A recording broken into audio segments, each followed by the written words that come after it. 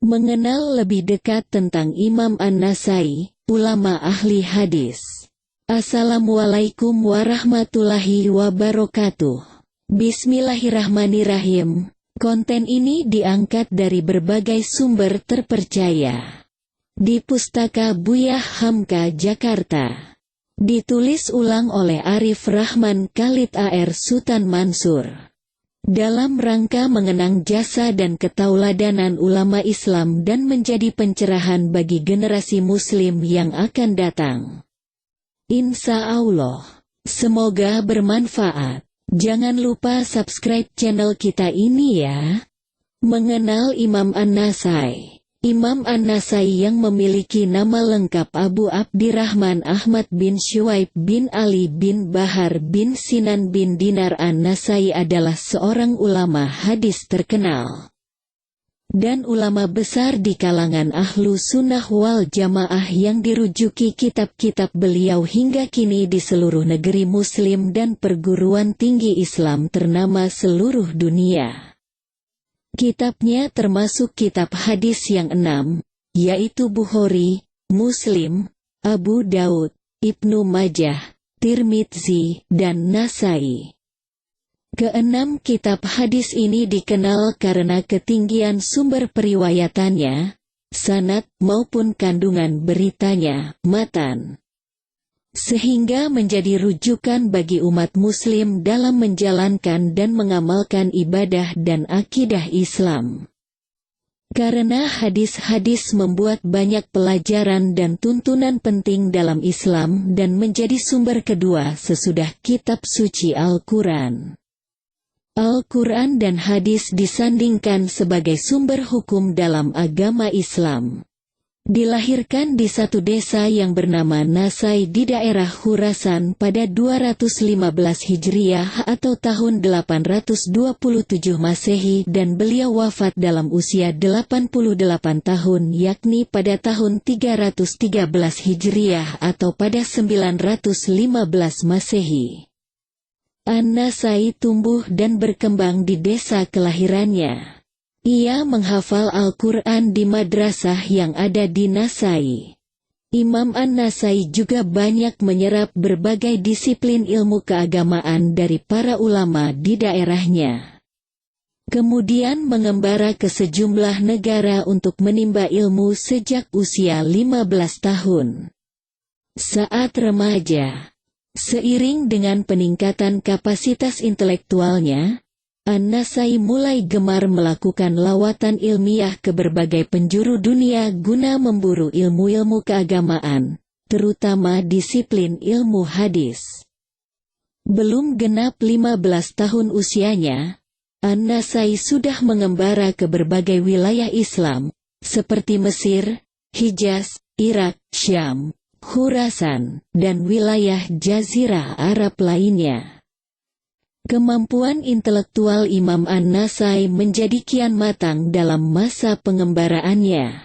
Dalam masa pengembaraannya ini, ia banyak mempelajari ilmu hadis dari kalangan ulama ahli hadis ternama. Para gurunya tercatat, antara lain, Qutaibah bin Said, Ishaq bin Ibrahim, Ishaq bin Rahawai, Al-Harits bin Miskin, Ali bin Kasram, Imam Abu Dawud, penyusun Sunan Abi Dawud, serta Imam Abu Isa Al-Tirmidzi, penyusun Al-Jami atau Sunan Imam Al-Tirmidzi. Seperti para pendahulunya Imam Bukhari, Imam Muslim, Imam Abu Dawud, dan Imam Tirmidzi. Imam An-Nasai juga tercatat mempunyai banyak murid. Di antara murid-murid yang setia mendengarkan fatwa-fatwa dan ceramah-ceramahnya adalah Abu Al-Qasim Al-Tabarani, pengarang 3 buku kitab Mu'jam, Abu Ja'far Al-Tahawi, Al-Hasan bin Al-Hadir Al-Suyuti, Muhammad bin Muawiyah bin Al-Ahmar Al-Andalusi, Abu Nasr Al-Dalabi, dan Abu Bakar bin Ahmad Al-Sunni. Nama yang disebut terakhir Di samping sebagai murid juga tercatat sebagai penyambung lidah Imam An-Nasai dalam meriwayatkan kitab Sunan An-Nasai. Imam Al-Nasai sangat teliti dalam menyeleksi hadis-hadis yang termuat dalam kitab pertama. Oleh karenanya, banyak ulama berkomentar, kedudukan kitab Al-Sunan Al-Sugra di bawah derajat Sahih Al-Bukhari dan Sahih Muslim. Di dua kitab terakhir, sedikit sekali hadis dhaif yang terdapat di dalamnya. Nah, karena hadis-hadis yang termuat di dalam kitab kedua, Al-Sunan Al-Sugra, merupakan hadis-hadis pilihan yang telah diseleksi dengan super ketat, maka kitab ini juga dinamakan Al-Mujabah. Pengertian Al-Mujabah bersinonim dengan Al-Muhtar, yang terpilih, karena memang kitab ini berisi hadis-hadis pilihan, hadis-hadis hasil seleksi dari kitab Al-Sunan Al-Kubra. Di samping Al-Mujabah, dalam salah satu riwayat, kitab ini juga dinamakan dengan Al-Mujtanah. Pada masanya, kitab ini terkenal dengan sebutan Al-Mujabah. Sehingga nama Al-Sunan Al-Sugra seperti tenggelam di telan keharuman nama Al-Mujabah. Dari Al-Mujabah inilah kemudian kitab ini kondang dengan sebutan Sunan Al-Nasab petik terbalik I, sebagaimana kita kenal sekarang. Dan tampaknya untuk selanjutnya, kitab ini tidak akan mengalami perubahan nama seperti yang terjadi sebelumnya. Kita perlu menilai jawaban Imam Al-Nasai terhadap pertanyaan Amir Ramlah secara kritis. Di mana dia mengatakan dengan sejujurnya bahwa hadis-hadis yang tertuang dalam kitabnya tidak semuanya sahih, tetapi ada pula yang hasan, dan ada pula yang menyerupainya. Ia tidak mengatakan bahwa di dalamnya terdapat hadis dhaif, lemah, atau maudhu, palsu. Ini artinya dia tidak pernah memasukkan sebuah hadis pun yang dinilai sebagai hadis dhaif, atau hadis lemah, atau maudhu, atau disebut hadis palsu, minimal menurut pandangan dia. Apabila setelah hadis-hadis yang ada di dalam kitab pertama diseleksi dengan teliti, sesuai permintaan Amir Ramlah supaya dia hanya menuliskan hadis yang berkualitas sahih semata.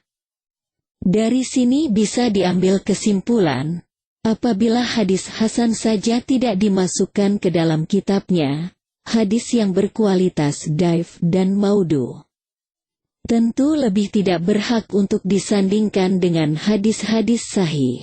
Perlu diperhatikan terdapat perbedaan metode pengumpulan hadis yang dilakukan oleh Imam Nasai dan Imam Bukhari dan Muslim. Juga para ulama hadis lainnya.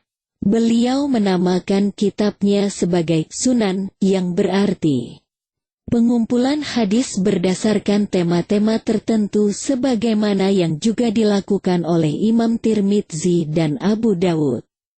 Dan tidak seperti kitab sahih yang mengutamakan peniadaan hadis dhaif di dalamnya. Hadis-hadis dalam kitab Sunan tercampur di dalamnya hadis dhaif, hasan dan sahih. Di antara metode yang digunakan oleh Imam An-Nasai dalam mengumpulkan hadis-hadis Nabi dalam sunannya adalah para perawi, rijal, dalam sanad tiada yang keluar dari sikah, terpercaya karena kemampuan, dan udul, diridhoi kesaksiannya. Hadis di dalamnya hanya seputar hukum-hukum. Pengulangan hadis dengan berbagai jalur, sanad. Mengulas hadis dari sisi ilah, celah, dan menjelaskan perselisihan di dalamnya. Melihat kedudukan dari kitab ini, banyak dari para ulama yang membuat penjelas, syarh, atas kitab ini, kami sebutkan 3 di antaranya, yang disebutkan di atas, Zuhrur Riba, Al-Mujabah karya As-Suyuti. Zahiratul Uqbah fi Sarhil Mujabah karya Muhammad bin Ali bin Adam al-Ethiopi, dan Hasyiatus Sanadi ala Sunan An-Nasai, karya Muhammad Abdul Hadi As-Sanadi. Lebih 1000 tahun setelah wafatnya, kitab-kitab beliau masih terus dipelajari dan menjadi salah satu rujukan umat Islam sedunia. Zaman beliau hidup dengan kita sekarang ini sudah terpaut 1100 tahun lebih. Dapat dibayangkan betapa ketinggian ilmu beliau dan karya-karya beliau masih menjadi rujukan kaum muslimin seluruh dunia hingga kini. Sama halnya dengan kitab Sahih Bukhari, Imam Muslim, Imam Abu Daud, Imam Tirmidzi, Imam Ibnu Majah dan sebagainya. Imam An-Nasai adalah ulama besar Islam yang harum namanya dan besar jasanya bagi umat Islam khususnya dalam ilmu hadis. Beliau adalah ulama ahli hadis yang dibanggakan hingga kini. Akhir hayat beliau, setahun menjelang kemangkatannya, dia pindah dari Mesir ke Damsyik. Dan tampaknya tidak ada konsensus ulama tentang tempat meninggal dia. Al-Daruqutni mengatakan, dia di Makkah dan dikebumikan di antara Safa dan Marwah. Pendapat yang senada dikemukakan oleh Abdullah bin Mandah dari Hamzah al-Uqbi al-Misri. Sementara ulama yang lain, seperti Imam Al-Zahabi, menolak pendapat tersebut. Ia mengatakan, Imam Al-Nasai meninggal di Ramlah, suatu daerah di Palestina. Pendapat ini didukung oleh Ibn Yunus, Abu Ja'far al-Tahawi, murid Al-Nasai, dan Abu Bakar al-Nakatah. Menurut pandangan terakhir ini, Imam Al-Nasai meninggal pada tahun 303 Hijriah atau tahun 915 Masehi dan dikebumikan di Bait Al-Maqdis, Palestina. Inna lillahi wa inna ilaihi rajiun. Semoga jerih payahnya dalam mengemban wasiat Rasulullah guna menyebarluaskan hadis mendapatkan balasan yang setimpal di sisi Allah. Semoga Allah Ta'ala memberkahi beliau dengan surganya dan semoga kita dapat manfaat dari ilmu yang beliau wariskan.